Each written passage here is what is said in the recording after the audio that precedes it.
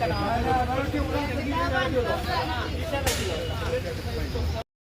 काय जोडणं बदल कलेक्टर साहेबांनी सांगितलं होतं फोन करून कलेक्टर साहेब बोलवले. कलेक्टर साहेब आहे का तुमचा? काय रोजगार नाही आहे का तुमचा? काय रोजगार नाही आहे आता हे फक्त नगर मारा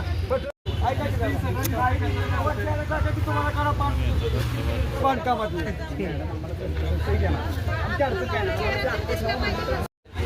सध्यापुरतं ते आम्हाला मान्य आहे, पण आम्ही आमचे प्रयत्न करत होतो. आणि ह्या खिडकी कशी दिली साहेब? त्यांनी रेल्वेची तिकिटाची खिडकी असते त्या पद्धतीची खिडकी दिलेली आहे, 1 बाय 1 ची. त्याच्यातनं काहीच दिसत नाही आमचं.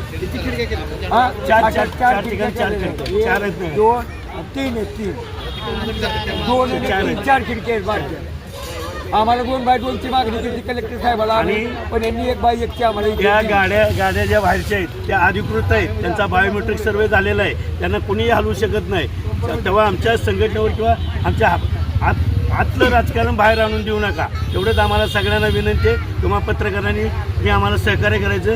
ह्या 5 गाड्यांचा आमचा बायोमेट्रिक सर्वे झालेला आहे 10 वर्षापूर्वी, आणि हे गाड्या 25 वर्षापासून तिथंच आहेत.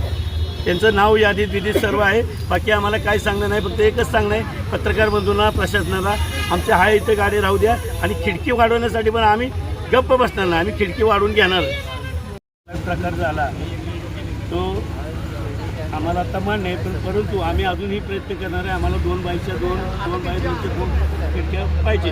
आणि आत्तापर्यंत जेवढं आम्ही लोकांना एवढं 20-25 वर्ष झालं इथं आम्ही सिव्हिलला सहकार्य करतो, त्याने बी आम्हाला सहकार्य करायचं. बाकीचं आमचं प्रशासनावर कोणाचाही राग नाही, फक्त ज्यांनी हे केलं त्यांच्याबद्दल आम्ही बोलत होतो. त्याबद्दल आम्ही दुसरं कोणी त्याचा गैरप्रकार करू नये, आणि हे जे केले आहे असंच ठेवा.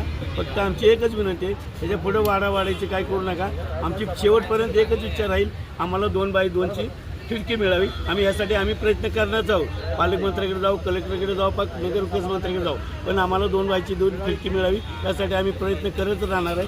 आवा तुम्ही सुद्धा आता शांत बसा. प्रशासनानं आपल्याला सहकार्य केले, प्रशासनाला आपण सहकार्य करूया, एवढीच विनंती. धन्यवाद. जय महाराज.